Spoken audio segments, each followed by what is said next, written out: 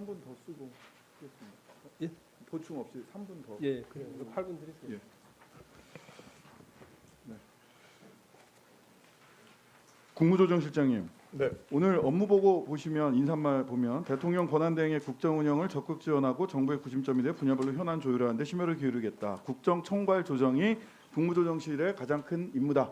이렇게 쓰셨어요. 근데 어제 보니까 최상목 대행이 정책 컨트롤 타워라고 하면서 전담 보좌 기구를 꾸렸습니다. 네. 6개 팀 중에 재난치안 팀만 이용석 국무조정실 사회 정책팀장 요 분 가시고 나머지 전부 다 기재부 관리들이에요. 네. 공무원들이 국정 총괄하고 업무 조정하러 국무조정실로 가야 됩니까? 기재부로 가야 됩니까? 맡은 업무에 따라서 그건 달라질 것 같습니다. 아니 컨트롤 타워가 누구냐 어디냐는 거예요. 컨트롤 타워가 어디입니까? 지금 대통령실은 컨트롤 타워일 수 없잖아요. 그러면은 그 최상목 대행이 보면 국무총리 직무대행이기도 해요. 예, 그렇습니다. 그러면 실제로 업무에 따라서 갑자기 행정명령 내려가지고 예교 만들어서 기재부 중심으로 해서 업무지원단 만들어서 대통령실 역할을 하겠다, 컨트롤타워 역할을 하겠다라고 하는 거 국무조정실을 완전히 지금 개통상 있는 국무조정실을 무시하는 거 아닙니까? 저희 국무조정실하고 기획재정부 같이 일을 하고 있고요. 그거를 낸 거는 그러니까 자기의 본연의 업무가 있는데 그 옆에서 그러니까 그 뭐랄까 비서실 역할을 해야 되는 업무들을 동시에 할 수 없기 때문에 그런 친구 그러니까 기재부에서 거기 나가 있는 그 임명이 된 친구들 대부분 보면은 현재 보직이 없는 사람들입니다. 네, 아니, 보직이 없는 사람들 거기다 꾸리면서 이 부분이 저희와 같이 지금 커뮤니케이션 하고 있습니다. 저는 좀 납득하기가 어려워요. 국무조정실이 있고 국무총리 국무총리 직무대행이라고요. 지금 최상목 권한대행은 국무총리 직무대행이기도 해요. 도대체 국무조정실을 패스해버리고 기재부에다가 막 뭘 만들어 행정 예규로 이렇게 해도 되는 건지 국무조정실이 저는 그래서 국정총괄 조정 업무를 기재부가 그런 경험이 없는 기재부가 할 것이 아니라 국무조정실이 본연의 역할을 잘 해주셔야 된다라는 말씀을 드리고 싶은 겁니다. 공무원들 어디 가서 이거 국정협의를 해야 될지 혼란스럽지 않겠어요? 저는 국무조정실이 역할을 해주셨으면 좋겠다라는 말씀을 드리고요. 국무조정실에서 저는 최상목 권한대행을 잘 보좌하셔야 되는데 보좌한다고 하셨잖아요. 국정운영 적극 지원. 세 가지 하지 않아야 될 일이 있고요. 지금 최상목 권한대행이 반드시 해야 될 일이 있습니다. 첫 번째 세 가지 해서는 안 되는 일. 첫 번째는 인사 알박기입니다. 최상목 대행이 갑자기 연말 연초에 인사하라고 확 얘기를 했어요. 진행하라고. 그러고 나서 첫 번째 눈에 띄는 인사 뭐했냐? 경찰 조직 인사했죠. 이거 윤건영 의원, 존경하는 윤건영 의원이 다른 상임위원회에서도 말씀을 국조특위에서 내란 특위에서도 말씀을 하셨는데요. 이원모 대통령실 비서관이 중간에 매개가 돼서 용산발 서울구치소 인사가 일어났다.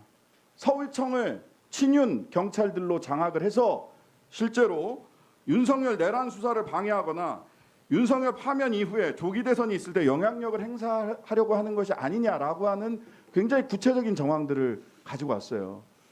설마 그게 아니라고 하더라도 최상목 대행이 이런 거 하면 안 됩니다. 지금 왜 오비이라고 딱 보이기 좋은 인사를 이렇게 하는지 모르겠어요. 저는 국무조정실에서 정부 조직법에 따라서 최상목 권한대행이 이런 인사하지 못하도록 직언해야 된다고 보고요. 두 번째는 지금 사실 인사검증을 어디서 하는지도 모르겠어요. 대통령실에서 합니까? 장관도 없는 법무부에서 합니까? 인사검증도 이상한데 인사 알박기 하고 있고요. 그다음에 규제 완화 알박기 하고 계세요. 규제 완화 등 통해서 1·3분기 중 집중 추진해달라. 규제 완화. 이거 왜 지금 권한대행이 하십니까? 지금 탄핵 심판이 3월 초냐 중순이냐 이러고 있어요. 이것도 알박기 하는 거 아니에요? 특히 이러면서 반도체법 52시간은 원래 반도체법 처음 나와 있지도 않았어요.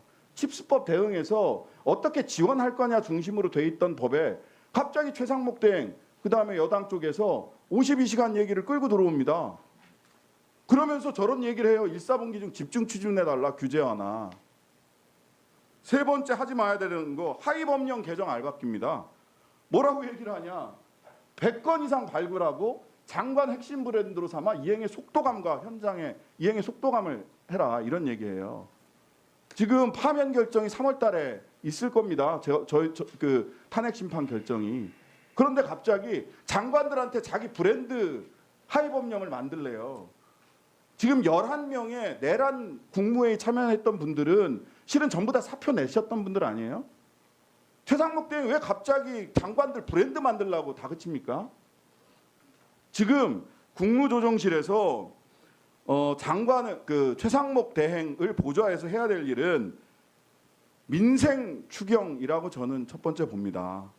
가계부채 대책 필요하고요. 그다음에 내란 극복 지원금 1인당 30만 원씩 지급해야 된다라고 저희 조국혁신당에서도 제안을 했는데 민생 경제 실질적 대책이 담긴 추경 2월 내에 국무조정실이 총괄해서 안을 좀 마련을 해서 최상목 대행이 국회에 제출하도록 하는 것이 국무조정실이 본인들에게 주어진 정부조직법상 주어진 자기 역할을 제대로 하는 게 아닌가라는 말씀을 드릴 수밖에 없어요. 인사 알박기, 규제 완화 알박기, 하위 법령 알박기, 도대체 장관 핵심 브랜드 100가지가 뭡니까 도대체? 지금 이 판국에 뭐 장관들 나중에 선거 나갈 때 하나씩 뭐 브랜드 하나씩 붙여주려고 하는 거예요? 이런 식의 업무를 이상한 이야기 하지 않도록 저는 국무조정실에서 역할을 잘 해주셨으면 좋겠고요. 나중에 추경과 관련해서는 국무조정실에서도 의견을 좀 주셨으면 좋겠습니다. 질문 다 마치고. 공정거래위원장님. 네. 네이버 관련 조작 기사, 네이버 뉴스 배치 조작 시인 청탁받고 기사 숨겼다. 박동희 기자라고 폭로를 했어요. 네이버 사장이 사과문도 냈죠. 예, 그리고 그 네이버 스포츠 제휴약관 제19조 2항 빨간색 여기 나와 있는 게 잘 안 보이실 텐데 말하자면 어떠한 이의도 제기할 수 없다. 제휴평가위원회 어떠한 이의도 제기할 수 없다. 이게 불공정 약관이라고 했고 그래서 23년 10월 16일 날 한기정 위원장님, 존경하는 민병덕 의원이 여기에 대해서는 이의를 전혀 제기하지 못한다. 이런 약관이 있다. 이거 문제다. 했더니 위원장님께서 불공정 약관으로 조사를 해봐야 될 것으로 보입니다. 조사를 실시하겠습니다. 이렇게 얘기하셨어요. 1년 반 전이에요. 네. 근데 아직도 결과가 안 나와요. 그거 24년 잠깐 마지막 표 보세요. 네. 알리테무 결혼준비 대행업체 중고차 대출업체 위탁계약 웹툰 플랫폼 사업자 계약서 이런 거 전부 다 조사한 지 2개월 3개월 만에 전부 다 나왔습니다. 그런데 지금 이 네이버 불공정 약관은 489일째 아직도 진행 중입니다. 네이버 눈치 보기 아니냐? 네이버가 공정위에다 도대체 무슨 짓을 한 거냐? 라는 질문을 하지 않을 수 없습니다. 이 부분 답변해 주시고요. 마지막으로 권익 위원장님. 예. 유일임 이거 위반 여부를 판단할 수 없다. 이해충돌 방지법 제5조 1항 위반 여부를 판단할 수 없다. 이렇게 통보했어요.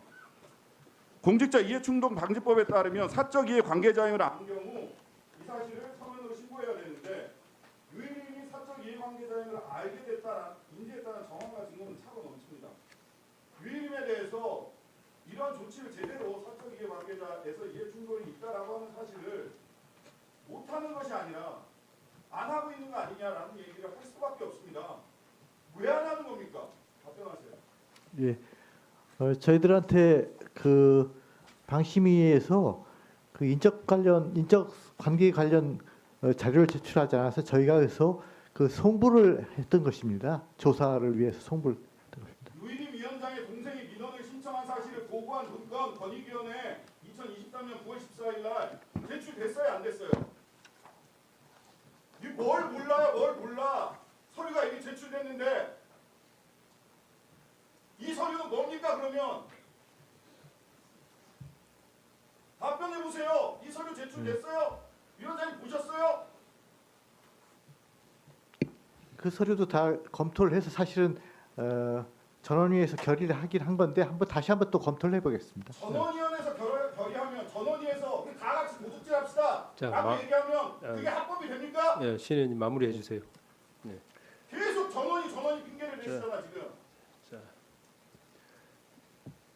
예, 그 뉴스 제휴 평가위원회 관련해서 말씀드리겠습니다. 그 뉴스 제휴 네이버 관련된 뉴스 제휴 평가위원회는 2023년 5월부터 활동을 중단했고 그 이후에 해당 약관 적용되지 않는 것으로 저희가 알고 있고요.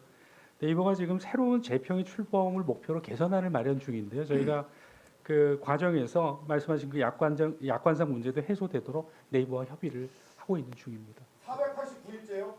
자, 딴 데는 2, 3개월 만에 다 끝났는데 그 약관이 적용되지 않는다고 제가 아니, 말씀드렸습니다. 그러면 예. 적용되지 않으니까 그럼 각하하겠다는 뭔가 변론을 내리셔야 될 거 아닙니까? 예, 변론도 그거 없이 489일을 그대로 둡니까? 자 마무리해 주시고. 적용됐던 때는 어떻게 할 거예요? 적용 안 되니까 그때 적용됐던 사례는 전부 다 문제가 없는 겁니까? 뭐 그런 취지의 말씀은 아니고요. 그 전에 게 문제가 없다는 취지의 말씀은 아닙니다.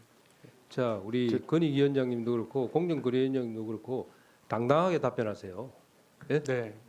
당당하게 답변하세요. 네, 알겠습니다. 법과 원칙에 따라서 여러분